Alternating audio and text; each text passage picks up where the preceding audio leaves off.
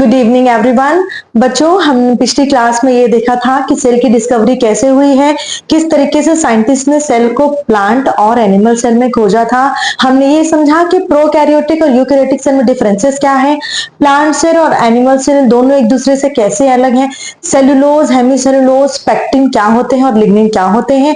अब हम जो देखने वाले हैं, हमारा नेक्स्ट टॉपिक ये है, हमने सेल मेम्ब्रेन और प्लाज्मा मेम्ब्रेन में डिफरेंस भी देखा था। बेटा हमेशा इंपॉर्टेंट है कि आप रिविजन करते चलें, ठीक है। Revision is the key of success. तो आज हम जो पढ़ने वाले हैं कि फंगल सेल वॉल और बैक्टीरियल सेल वॉल किस तरीके से एक दूसरे से अलग हैं, उन दोनों में क्या डिफरेंसेस हैं, फंगल सेल वॉल क्यों जरूरी है और बैक्टीरियल सेल वॉल क्यों जरूरी है, कैसे हम एंटीबायोटिक खाते हैं तो वो कैसे काम करते हैं, कैसे बैक्टीरियोसाइट्स और बैक्टीरिया जो जितने भी ऐसी दवाइयां हैं जो बैक्टीरिया को किल करती हैं, है ना, वो कैसे काम करती हैं। तो हम वहां पर आते हैं, ठीक है। अब हम जो टॉपिक शुरू करने वाले हैं आज वो ये है कि फंगस की सेल वॉल जो होती है उसका स्ट्रक्चर और कॉम्पोजिशन और फंक्शन क्या है। तो बेटा जो हमने जैसे देखा था कि प्लांट जो मैंने बताया था कि सेलुलोज जो है दुनिया में सबसे ज्यादा पाया जा रहा है, मोस्ट अबंडेंट जो है पॉलीहाइड्रेट है।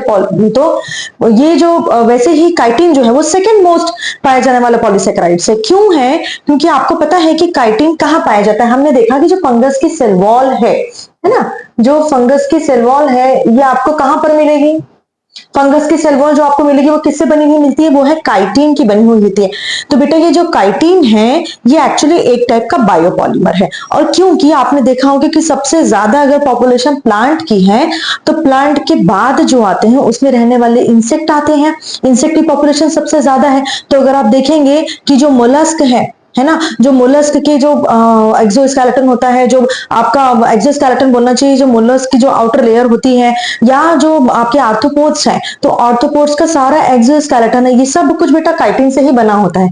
तो जब हमने देखा कि सेलुलोज जो है वो सारे प्लांट जो है वो सेलुलोज हेमिसेलुलोज से बने होते हैं, वैसे ही फंगस की सेल वॉल काइटिन की बनी होती है। अब हमको ये जानना है कि काइटिन दरअसल है क्या। तो बेटा काइटिन जो है वो एक बायोपॉलीमर है जिसमें कि अपने पास होते हैं एक चीज सबसे इंपॉर्टेंट कार्बोहाइड्रेट और दूसरे ग्लूकन्स। कार्बोहाइड्रेट और ग्लूकन्स मींस ग्लूकन्स जो है वो क्या है, एक टाइप के दोनों शुगर है। और दूसरा कंपोनेंट में क्या क्या आता है, इसमें कुछ मात्रा में प्रोटीन भी आएगा, कुछ मात्रा में लिपिड में आएगा और कुछ मात्रा में इसमें पिगमेंट पे आते हैं। ये वेरी करते हैं अलग अलग ऑर्गेनिजम्स के हिसाब से। दूसरी बात कि सेल वॉल करते हैं क्या है, हमने हमेशा देखा है कि सेल वॉल का सबसे मेन काम होता है जो साइटोस्केलेटन स्ट्रक्चर है या उसकी इंटीग्रिटी है उसको मेंटेन रखना, और दूसरी चीज का उनको प्रोटेक्शन प्रोवाइड कराना। तो ये एक प्रोटेक्टिव बैरियर की तरह काम करते हैं और उनको शील्ड करते हैं। किन किन चीजों से शील्ड करते हैं, तो बेटा ये ऑस्मोरेगुलरिटी जो होती है उससे उनको बचाकर रखते हैं ताकि वो बर्स्ट ना हो जाए, ठीक है। उनका जो स्ट्रक्चर है वो डिसाइड कर रहे होते हैं। इस स्ट्रक्चर के अलावा वो क्या कर रहे होते हैं, जो पैथोजन होते हैं, मैंने बताया पैथोजन कौन होते हैं, जो आक्रमणकारी जो होते हैं, उन पैथोजन से बचाए रखने के लिए फंगस की सेल वॉल उनको बहुत काम करती है। नेक्स्ट क्या करती है, ये देखो ये मेंटेन करती है फंगस की शेप और उसकी इंटीग्रिटी को। दूसरा अडेशन, कोई भी फंगस जो होता है या आपके वायरस हैं या आपके बैक्टीरिया हैं, जब तक वो दूसरी या होस्ट की या जिसके ऊपर वो इंफेक्शन क्रिएट कर रही है, जब तक वो उनसे अटैच नहीं होंगी, उनसे चिपकेंगी नहीं, तो वो कैसे कॉलोनाइज होंगी। कॉलोनाइज होने का मतलब हम कॉलोनी बनाते हैं, बस वैसे ही जो फंगस है वो भी अपनी कॉलोनी बनाएंगे और इन्फेक्शन को क्रिएट करती हैं। तो अडेशन मींस क्या होगा, सेल वॉल क्या करते हैं, कुछ ऐसे मॉलिक्यूल कंटेन करती है फंगस के जो कि फंगस को चिपकने में मदद करते हैं सरफेस से, किससे, होस्ट के सेल की सरफेस से और या फिर उनके टिश्यू के सरफेस से, और ये इसेंशियल होता है उनके कोलोनाइजेशन के लिए और उनको इन्फेक्शन क्रिएट करने के लिए, ठीक है। नेक्स्ट रिकॉग्निशन, बेटा जब भी आप इन्फेक्शन होता है आपको पता है फंगस एक टाइप के टॉक्सिन प्रोड्यूस करती है। आपने शायद ये टर्म ना सुना हो लेकिन आपने देखा जरूर होगा, ये टर्म है एफ्लाटॉक्सिन। एफ्लाटॉक्सिन जो है वो एक टाइप का टॉक्सिन है जो कि फंगस जो है वो प्रोड्यूस करते हैं। आपने देखा होगा कि जो मूंगफली कभी वो हरी टाइप की हो जाती है, जो स्वीट कॉर्न आप खाते हैं, कॉर्न काफी दिनों तक रखा रहता है तो उसमें पूरी फंगस की लेयर लग जाती है जो ब्लू एंड ग्रीनिश कलर का जो है अपीयरेंस आपको देती है। ये वही एफ्लाटॉक्सिन है जो कि ये रिकॉग्नाइज करती है कि कहां पर फंगस को बैठना है, कहां पर उसको वहां पर अपनी कॉलोनी बनानी है और कहां पर इंफेक्शन क्रिएट करना है। अब आप सोचेंगे वो इंफेक्शन क्रिएट कर रहा है तो क्या कोई दुश्मनी है फंगस को आपसे, मतलब फंगस को दुश्मनी नहीं है आपसे, वो सिर्फ उसका सिर्फ एक ही काम है, उसके मोटिव एक ही, अपनी पॉपुलेशन ज्यादा से ज्यादा बढ़ाना, इसलिए वो ये काम करती है और उस चक्कर में कई बार आप उसकी जद में आ जाते हैं। तो रिकॉग्निशन में क्या बोल रहा है कि सेल वॉल जो है वो ऐसे मॉलिक्यूल कंटेन करती है जो कि इम्यून सेल जो है, होस्ट के इम्यून सेल है, वो उसको पकड़ते हैं और बाद में इन्फेक्शन क्रिएट करते हैं। अब इसके एक छोटे से बात देखे जाए तो आपने देखा होगा एस्परजिलोसिस होता है, एक कैंडियासिस होता है, एक जोक ईच होता है, ठीक है, एक आपके पास एथलीट फूड होता है, एथलीट फूड होता है। ये चीजें जो है वो, ये फंगस जो है वो एनिमल्स में आपको क्रिएट करते हैं डिसीज। और जब आप प्लांट की बात देखेंगे, जो एस्परजिलस है वो प्लांट में भी प्रॉब्लम क्रिएट करता है, डिसीज क्रिएट करता है। दूसरा पाउडर मिल्ड्यू होते हैं, उसमें भी ये डिसीज क्रिएट करता है। ये टर्म्स जो है, जितनी टर्मिनोलॉजी आपको ज्यादा पता होगी उतनी जल्दी आप टॉपिक को कैच कर पाएंगे, ठीक है। तो ये जो रिकॉग्निशन है, ये डिसीज को क्रिएट करने में फंगस की सेल वॉल को बहुत काम करता है, ठीक है, ये बहुत हेल्प करता है, हम बोल सकते हैं। नेक्स्ट जो हम देखते हैं कि रोल, काइटिन का रोल क्या है, तो मैंने बताया कि भाई होस्ट की जो इम्यून सेल होती है उसमें इन्वेजन करने के लिए बहुत इंपॉर्टेंट होता है। दूसरी चीज के सेल वॉल के रीमॉडलिंग में, भैया आपने क्या किया, आपने फंगीसाइड खाया, आपने एक ऐसी दवाई खाई जो कि फंगस को किल कर रही है। अगली बार जो नेक्स्ट जनरेशन प्रोड्यूस होगी, है ना, तो जो फंगस बच जाएंगे वो क्या करेंगे, वो रीमॉडल करेंगे उनके सेल वॉल, माने कि वो नए टाइप का सेल वॉल बनाएंगे, है ना, ताकि वो जो एंटीबायोटिक है या जो आपने जो फंगीसाइड जो आपने खाया था वो काम ना करे। ये प्लांट सेल में बहुत होता है बेटा, ठीक है। तो प्लांट में जो फंगस होता है उसमें, अब फंगल सेल वॉल जो है एनिमल और प्लांट में डिसीज कैसे क्रिएट करती है, तो मैंने आपको ये बता दिया है कि ये फंगस को क्रिएट करती है अडहियर करने में, यानी कि चिपकने में, इन्वेट करने में, यानी कि टिश्यू के अंदर आक्रमण करने में, और दूसरी चीज के इम्यून सिस्टम से बचने में, किसके, होस्ट के इम्यून सिस्टम से बचने में उनको मदद करती है ना। और ये क्या करती है, जो क्रोनिक इन्फेक्शन है उसको क्रिएट करने में भी मदद करती है एनिमल्स में, ठीक है।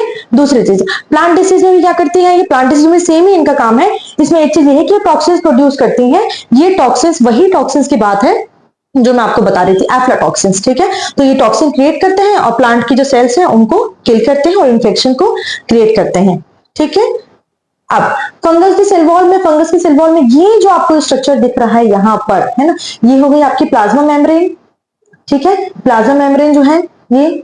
फिर उसके बाद यहाँ पर आपको ये जो सेल मेम्ब्रेन या प्लाज्मा मेम्ब्रेन जो आपको दिख रही है, उसके बाद ये जो पूरी लेयर है आपकी, ये आपको क्या दिख रही है, काइटिन। जब भी आप लोग फ्लूइड मोज़ेक मॉडल पढ़ेंगे तभी मैं आपको इसके स्ट्रक्चर को अच्छी तरीके से समझाऊंगी। अभी आप सिर्फ ये समझ लें कि ये जो काइटिन है जो कि शुगर से और जो कार्बोहाइड्रेट से और कुछ प्रोटीन लिपिड से मिलकर के बने हुए हैं, यही वो स्ट्रक्चर है काइटिन, जो कि स्पेसिफिक जो प्रॉपर्टी है फंगस के सेल वॉल की उसको ये प्रोवाइड करता है, ठीक है। नेक्स्ट हम देखते हैं, बैक्टीरिया की बात करते हैं। तो बैक्टीरिया की सेल वॉल है वो क्यों जरूरी है, हम इस पर आते हैं अब। तो बैक्टीरिया की सेल वॉल जो है उसका फंक्शन क्या क्या है, तो एक्चुअली सेल वॉल का फंक्शन लगभग सब जगह एक ही होगा, हमने अभी पढ़ा। सबसे इंपॉर्टेंट फंक्शन है सपोर्ट प्रोवाइड करना, ठीक है, उनको सपोर्ट देना, उनको शेप प्रोवाइड करना और प्रोटेक्शन प्रोवाइड करना। अब दूसरी बात कि क्या बैक्टीरिया में भी जो काइटिन है वही प्रेजेंट होता है सेल वॉल में, तो बेटा नहीं। जो बैक्टीरिया की सेल वॉल है वो पूरी तरीके से अलग होती है, किससे, फंगस की सेल वॉल से। तो जो कॉम्पोजिशन होता है इसमें इंपॉर्टेंट ये होता है पेप्टाइडोग्लाइकन। तो ये पेप्टाइडोग्लाइकन जो होता है ना, ये क्या है, ये एक टाइप का पॉलीमर है। ये पॉलीमर किस किस चीज का है, तो भैया बेसिक चीजों से ही तो बनेगा। तो शुगर बोल सकते हैं, या फिर हम इसको ग्लूकोज बोल सकते हैं, अमीनो एसिड बोल सकते हैं, या हम इसी को प्रोटीन बोल सकते हैं, ठीक है। तो इन दोनों से मिलकर के पेप्टाइडोग्लाइकन बना होता है। अगर आप इस टर्म को ब्रेक करेंगे तो भी आप समझ पाएंगे कि पेप्टाइड और ग्लाइकन, ठीक है, इनसे मिलकर के किसकी सेल वॉल बनी होती है, बैक्टीरिया की। हमारे पास बैक्टीरिया जो एक साइंटिस्ट थे बेटा, doctor Christian gram, I think 1882-85 के आसपास, इन्होंने ये नोटिस किया कि जब इन्होंने सेम सीक्वेंस में बैक्टीरिया को, दो अलग अलग टाइप के बैक्टीरिया को जब इन्होंने स्टेन किया क्रिस्टल वॉयलेट स्टेन से, तो इन्होंने ये देखा कि जो कुछ बैक्टीरिया हैं वो बड़ी डार्क स्टेन हो रहे हैं वॉयलेट टाइप के, और कुछ हैं जो बहुत ज्यादा स्टेन नहीं हो रहे हैं, वो पिंक टाइप के स्टेन हो रहे हैं। तो इन्होंने इनको कैटेगरीज में डिवाइड किया। ये कैटेगरीज है ग्राम पॉजिटिव बैक्टीरिया और ग्राम नेगेटिव बैक्टीरिया की। तो वही ग्राम स्टेनिंग की बात कर रहे हैं, can be gram positive, can be gram negative. अब उनकी थिकनेस और सेल वॉल की जो कॉम्पोजिशन है उसके हिसाब से ये डिवाइड होते हैं। इसकी इंपॉर्टेंस क्या है, तो भैया बैक्टीरियल के सर्वाइवल के लिए और उसके वायरुलेंस के लिए ये इंपॉर्टेंट है। सर्वाइवल के लिए मींस बैक्टीरिया सर्वाइव तभी करेंगे जब वो जी पाएंगे, जिंदा रहेंगे। जिंदा रहने का मतलब वो कैसे जिंदा रहेंगे, जो उनके एक्सटर्नल इन्वायरमेंट है पूरा, है ना, जब वो उसमें उससे बचते हैं तब वो सर्वाइव करते हैं। दूसरी बात कि इनकी वायरुलेंस, माने कि कोई बैक्टीरिया कितना ही खतरनाक हो सकता है, ये उसकी वायरुलेंस बताती है, ठीक है। तो हम बोलेंगे कि भैया छोटा मोटा बैक्टीरियल इन्फेक्शन हो गया तो चलो भाई समझ में आता है, लेकिन अगर यही मेनिंजाइटिस हो गया, मींस ब्रेन में इन्फेक्शन हो गया, तब बोलते हैं अरे यार ये तो बड़े खतरे वाली चीजें हैं, फिर आपको उसके लिए प्रॉपर एंटीबायोटिक लेना पड़ता है ना। तो ये जो है वायरुलेंस कहलाता है। दूसरी बात कि एंटीबायोटिक्स जो होती है उनका टारगेट क्या होता है, तो मैंने आपको बताया बेटा जो एंटीबायोटिक है उसमें से ज्यादा ज्यादातर एंटीबायोटिक का जो फंक्शन होता है वो बैक्टीरिया के सेल वॉल पर अटैक करना होता है। तो अगर आपने किसी को आपको परेशान करना हो या किसी को आपको मारना हो तो क्या करेंगे, उसके चारों तरफ जो दीवार है उसका घर जो है वो उसको ढहा देंगे, है ना। तो बहुत वो ससेप्टेबल हो जाएगा वो पर्सन, आप उस तक आसानी से पहुंच सकते हैं। सेम वैसे ही बैक्टीरिया की जो सेल वॉल होती है, जो साइटोप्लाज्म होता है, जो डीएनए होता है, उनका आरएनए होता है, उन सारी चीजों को बचा कर रखता है सेल वॉल। अब ये जो एंटीबायोटिक है डायरेक्ट उनके सेल वॉल को ही डिसॉल्व कर देता है ताकि जो नेक्स्ट जनरेशन आए उसमें सेल वॉल बने ही ना। विदाउट सेल वॉल बैक्टीरिया का सर्वाइवल तो संभव नहीं है बेटा। इसीलिए जो एंटीबायोटिक है वो क्या करती है, मैंने एंटीबायोटिक को टारगेट करती है bacterial cell wall, making them susceptible, माने कि संवेदनशील करती हैं उनको इन ड्रग्स के प्रति। जैसे कि हमने समझा कि जो बैक्टीरिया की सेल वॉल है उसका इंपॉर्टेंस क्या है, तो बैक्टीरिया का सर्वाइवल जो होता है या उसका जो वायरुलेंस होता है, वायरुलेंस मतलब मैंने आपको बताया बच्चों कि वायरुलेंस का मतलब कोई भी बैक्टीरिया कितना खतरनाक है वो ये बताता है। तो कितना खतरनाक है मतलब कई बार ऐसा होता है कि जब हम देखते हैं कि आपको नॉर्मल बैक्टीरियल इन्फेक्शन हुआ है तो चलो भाई ठीक है, लेकिन अगर आपको मेनिंजाइटिस हो गया जो कि आपके ब्रेन में होता है ना, तब हमको लगता है कि हाँ यार ये थोड़ा इन्फेक्शन खतरे वाला है, तो यहाँ पर हमको एंटीबायोटिक की डोज पूरी लेनी होती है। दूसरी चीज की एंटीबायोटिक का टारगेट क्या होता है, तो एंटीबायोटिक्स का टारगेट जो होता है वो यही होता है कि बहुत से एंटीबायोटिक टारगेट करती है बैक्टीरिया की सेल वॉल को। तो बैक्टीरिया के सेल वॉल पर जब वो टारगेट करती है तो सेल वॉल ही मैंने आपको बताया कि उसकी स्ट्रक्चरल इंटीग्रिटी और प्रोटेक्शन प्रोवाइड करता है। अब जब सेल वॉल ही नहीं रहेगा तो क्या होगा कि जो सेल, जो आपका बैक्टीरिया का सेल है वो क्या होगा, या तो बर्स्ट हो जाएगा या तो श्रिंक हो जाएगा, और दोनों ही हालात में वो रिप्रोड्यूस नहीं कर पाएगा, अपनी कॉलोनी नहीं बना पाएगा। तो जब वो कॉलोनी नहीं बना पाएगा तो वो क्या होगा, वो इन्फेक्शन क्रिएट नहीं कर पाएगा, तो वहां से फिर आपका इन्फेक्शन जो है वो ठीक हो जाता है। ठीक है, नेक्स्ट हम देखते हैं कि जो बैक्टीरिया की सेल वॉल है ना, पेप्टाइडोग्लाइकन के बारे में मैंने आपको अच्छी तरीके से समझा दिया है कि जो पेप्टाइडोग्लाइकन है वो एक तरीके के कॉम्प्लेक्स पॉलीमर है। ठीक है, ये कॉम्प्लेक्स पॉलीमर कैसा स्ट्रक्चर बनाता है, एक रिजिड स्ट्रक्चर बनाता है, या रिजिड लेयर बनाता है बैक्टीरिया के सेल वॉल की, जो कि उसको क्या प्रोवाइड करते हैं, हमने पढ़ा अभी कि सपोर्ट है, प्रोटेक्शन है, और सेल की जो शेप है वो डिसाइड करता है। दूसरा स्ट्रक्चर क्या है, तो आपको ये समझना पड़ेगा कि जो सेल वॉल है, बैक्टीरिया की सेल वॉल है, उसका स्पेसिफिक कैरेक्टरिस्टिक्स होता है, वो क्या है, पेप्टाइडोग्लाइकन। और ये जो पेप्टाइडोग्लाइकन किससे बनता है, ये नैम और नैग से बनता है। ठीक है, नैम क्या है आपके पास, जो नैग क्या है आपके पास, एन एसिटाइल ग्लूकोसामाइड, मीन स्वाभाविक सी बात है ये शुगर है। ठीक है, और एन एसिटाइल न्यूरामिक एसिड, ये भी एक शुगर है या ग्लूकोज से बोल सकते हैं। तो ये जो दोनों शुगर है एक दूसरे से लिंक होती हैं। ठीक है, ये लिंक होकर के एक शीट जैसा स्ट्रक्चर बनाती हैं जो कि बैक्टीरिया के सेल वॉल को उसका स्पेसिफिक कैरेक्टर देता है।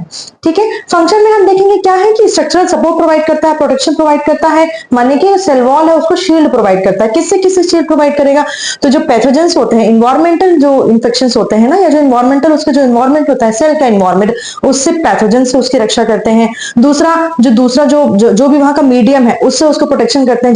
जब वो सेल तभी रिप्रोड्यूस करेगा ना जब वो अच्छे इन्वायरमेंट पे रह पाएगा। ठीक है, तो जो दूसरे इन्वायरमेंटल फैक्टर है उनसे बचाएगा। अब एंटीबायोटिक का टारगेट क्या होता है, तो मैंने आपको बताया बेटा कि जैसे कि पेनिसिलिन है, पेनिसिलिन क्या करेंगी, जो सेल वॉल का जो बायोसिंथेसिस होता है, माने कि जब सेल वॉल का फॉर्मेशन हो रहा होता है ना, तब पेनिसिलिन क्या करती है, पेनिसिलिन एक एंटीबायोटिक है, आपको पता है।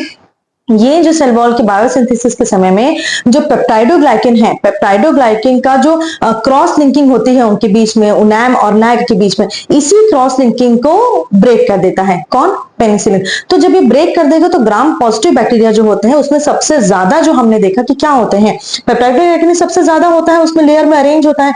तो विदाउट पेप्टाइडोग्लाइकन ग्राम पॉजिटिव बैक्टीरिया इन्फेक्शन क्रिएट करने के लिए अपने आप को बना नहीं पाते हैं। तो जब सेल वॉल ही अच्छा नहीं होगा तो कैसे एंटीबायोटिक बने, तो कैसे सेल वॉल बनेंगी, और एंटीबायोटिक तो फिर वो खराब कर देंगे उनका सारा काम, किसका, बैक्टीरिया के सेल वॉल का इन्फेक्शन क्रिएट नहीं कर पाएंगे, कॉलोनी नहीं बना पाएंगे। तो हम ये बोल सकते हैं कि पेनिसिलिन क्या करती है कि बैक्टीरिया के सेल वॉल को नहीं बनने देती है, सेल वॉल नहीं बनते हैं तो बैक्टीरिया नेक्स्ट जनरेशन में रिप्रोड्यूस नहीं कर पाता, रिप्रोड्यूस नहीं कर पाता तो इन्फेक्शन ऑटोमेटिक ट्रीट हो जाता है उसके बाद। ठीक है, तो ये हमने देखा मैकेनिज्म क्या होगा। नेक्स्ट हम देखते हैं कि बैक्टीरिया के सेल वॉल में, अब तक आपको ये बात समझ में आ गई होगी कि ग्राम नेगेटिव बैक्टीरिया में पेप्टाइडोग्लाइकन हमारे पास कम होता है as comparison to gram positive bacteria. ठीक है, तो आप देख रहे हैं कि यहाँ पर ये ढेर सारा पेप्टाइडोग्लाइकन बना हुआ है किसमें, ग्राम पॉजिटिव बैक्टीरिया में, और ग्राम नेगेटिव में इनकी मात्रा जो है वो as comparison to gram positive कम होती है। ठीक है, तो अब आपसे ये पूछा जाए कि एंटीबायोटिक के लिए ज्यादा जो है वो ससेप्टेबल कौन होता है, संवेदनशील कौन होता है, तो ग्राम पॉजिटिव एंटीबायोटिक के लिए ज्यादा संवेदनशील होते हैं क्योंकि इनमें पेप्टाइडोग्लाइकन ज्यादा होता है। ठीक है, चलिए, अब ये जो मैंने आपको बताया था स्टेनिंग का प्रोसेस, तो डॉक्टर ग्राम ने बताया था। उन्होंने ये देखा कि उन्होंने दो टाइप के बैक्टीरिया लिए और दोनों को इन्होंने स्टेन कराया। जब इन्होंने स्टेन कराया तो इन्होंने देखा कि जो फिक्सेशन है, जो प्रोसेस होता है स्टेनिंग का, जो स्टेप बाय स्टेप प्रोसेस होता है, तो पहले उन्होंने फिक्सेशन किया, देन क्रिस्टल वॉलेट से इनको किया। तो जब क्रिस्टल वॉलेट से इनको स्टेन किया तब तक इनकी स्टेनिंग ठीक थी। जैसे ही उन्होंने आगे ट्रीटमेंट जो जारी रखा अपना, कि आयोडीन से ट्रीटमेंट किया, देन उसको वॉश किया, देन डीकलराइजेशन उन्होंने देखा कि हो रहा है। कैसे डीकलराइज होता है कि ये जो आपका ग्राम नेगेटिव बैक्टीरिया है, ये पेप्टाइडोग्लाइकन की कमी की वजह से ज्यादा अच्छी तरह क्रिस्टल वॉलेट स्टेन को कैच नहीं कर पा रहा है। इसी वजह से ग्राम पॉजिटिव जो है ज्यादा डार्क दिखता है और ग्राम पॉजिटिव जो है थोड़ा लाइट दिखता है। इस प्रकार से इस स्टेनिंग की प्रोसेस से आप ये समझ सकते हैं कि किस टाइप के बैक्टीरिया का आपकी बॉडी में इन्फेक्शन हुआ है, उसी के अकॉर्डिंगली हम आगे ट्रीट करते हैं, मेडिसिन देते हैं उनको।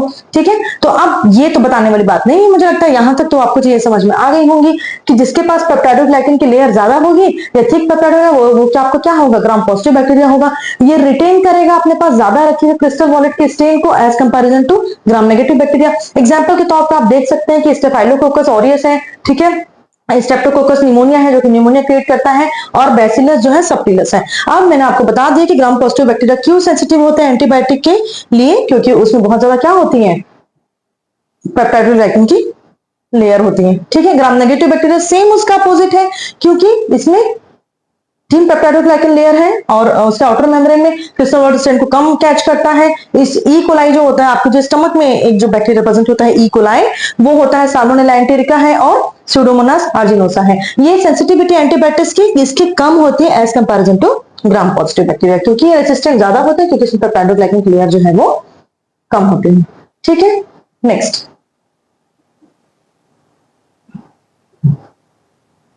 ये एक आपको डिफरेंस का एक छोटा सा चार्ट मैंने बना दिया है। ये भी आपको मुझे लगता है बताने की जरूरत नहीं है, ये सेम वही चीजें हैं जो कि हमने लास्ट में देखी हैं। ठीक है, लास्ट साइड में कि ग्राम पॉजिटिव जो है मोन ससेप्टेबल है, अति संवेदनशील है ग्राम नेगेटिव के कंपैरिजन में। नेक्स्ट, ये जो डायग्राम है इससे आपको क्लियरली समझ में आ रहा है कि ग्राम पॉजिटिव बैक्टीरिया किस तरीके से ग्राम नेगेटिव से अलग है। अब एक बात ये भी समझने वाली है कि कई बार हायर एग्जाम्स में कुछ ऐसे डिफिकल्ट क्वेश्चन पूछ लिया जाता है जिसमें ये पूछा जाता है कि कौन सी ऐसी चीज है या कौन सा ऐसा एसिड है जो कि ग्राम पॉजिटिव के पास प्रेजेंट होता है, ग्राम नेगेटिव के पास नहीं। तो एक एसिड होता है बेटा टिकोइक एसिड। टिकोइक एसिड जो होता है वो ग्राम पॉजिटिव के पास प्रेजेंट होता है, ग्राम नेगेटिव बैक्टीरिया के पास ही प्रेजेंट नहीं होता है। ठीक है, और ग्राम नेगेटिव जो है उसमें एक लिपोपॉलीसेकेराइड जो है वो प्रेजेंट होता है, एक लिपिड होता है, लिपिड मॉलिक्यूल होता है जो कि ग्राम नेगेटिव के पास होता है परंतु ग्राम पॉजिटिव के पास नहीं होता है। ठीक है, आगे स्लाइड्स में आई थिंक होगा, ये उसकी इंपॉर्टेंस है। ये सारी वही चीजें हैं जो हमने लिख ली है कि सेल का लाइसिस से बर्स्टिंग कैसे होती है, पेनिसिलिन कैसे काम करता है,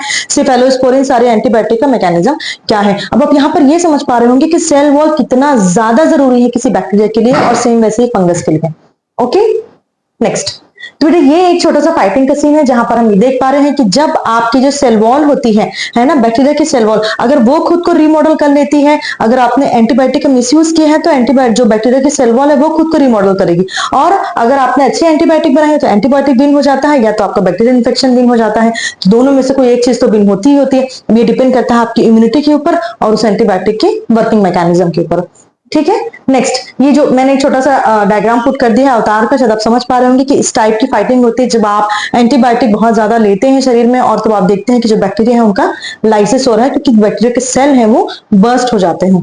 ठीक है, ओके, अब हम ये देखेंगे कि बैक्टीरिया जो है और फंगस जो है उन दोनों के सेल वॉल में क्या डिफरेंस है। तो यहां तक कि जितनी अगर आपको स्टोरी क्लियर हुई होगी तो यहां से आप ये बात का अंदाजा लगा सकते हैं कि बैक्टीरिया का जो प्राइमरी सेल वॉल जो है वो पेप्टाइडोग्लाइकन से बना होता है और फंगस में काइटिन से बना होता है। दूसरा, बैक्टीरिया की सेल वॉल थोड़ी सी रिजिड होती है और लेयर्ड स्ट्रक्चर होती है, जबकि फंगस की सेल वॉल कैसी होती है, मोर कॉम्प्लेक्स होती है, वेरिएबल होती है और इसमें बहुत सारी मल्टीपल लेयर होती है। ग्राम स्टेनिंग का कंसेप्ट जो है वो सिर्फ बैक्टीरिया के केस में आता है, फंगस के केस में ऐसा कोई कंसेप्ट नहीं है। अब एंटीबायोटिक की सेंसिटिविटी बैक्टीरिया में ज्यादा होती है और फंगस में कम होती है। फंगस इन्फेक्शन जो आपके होते हैं, फंगल इन्फेक्शन स्किन में है, जो आपके नेल्स में होते हैं, हेयर्स में होते हैं, स्कैल्प में हो जाते हैं, इन सारों के लिए फंगिसाइड जो है बेटा वो अलग से आते हैं। तो ये सेंसिटिविटी इसमें एंटीबायोटिक की कम होती है। दूसरे कंपाउंड मैंने बताया कि बहुत सारे ऐसी जो है ये बैक्टीरियल सेल वॉल वो टिकोइक एसिड होता है किसमें, ग्राम पॉजिटिव में, और लिपोपॉलीसेकेराइड जो होता है वो आपका होता है ग्राम नेगेटिव बैक्टीरिया में। और जहां तक फंगल सेल वॉल की बात करेंगे तो इसमें मेनोप्रोटीन और बीटा ग्लूकन्स करके कुछ ऐसे कंपोनेंट है जो पाए जाते हैं। बहुत ज्यादा डीप में इसमें जाने की जरूरत नहीं है। आई थिंक यहां तक आपके लिए अगर आप समझ गए हैं तो क्वेश्चंस आप इजिली सॉल्व कर पाएंगे। ठीक है, नेक्स्ट, तो आई थिंक मुझे लगता है कि यहां तक आज हमने कंसेप्ट समझा कि बैक्टीरिया और फंगस के सेल वॉल उनके लिए क्यों जरूरी है, किस तरीके से बैक्टीरिया के सेल वॉल और फंगस के सेल वॉल एक दूसरे से अलग होती है, किस तरीके से प्लांट, बैक्टीरिया और फंगस के सेल वॉल तीनों एक दूसरे से अलग होते हैं, लेकिन सेल वॉल का जो बेसिक, जो उसका जो पर्पस है ना, वो क्या है, उसको प्रोटेक्शन देना और उसकी इंटीग्रिटी को बनाकर रखना, ठीक है, उसके शेप को बनाकर रखना। तो यहां तक अगर हमने सेल जो है कंप्लीट कर लिया है चैप्टर, अब नेक्स्ट टाइम जो हम देखेंगे कि सेल के कंपोनेंट के बारे में हम बात करेंगे। तो अगर यहां तक आपको चीजें समझ में आती हैं तो पुराने चैप्टर्स को भी रिवीजन करें, ठीक है। All the best, bye bye, take care, thank you.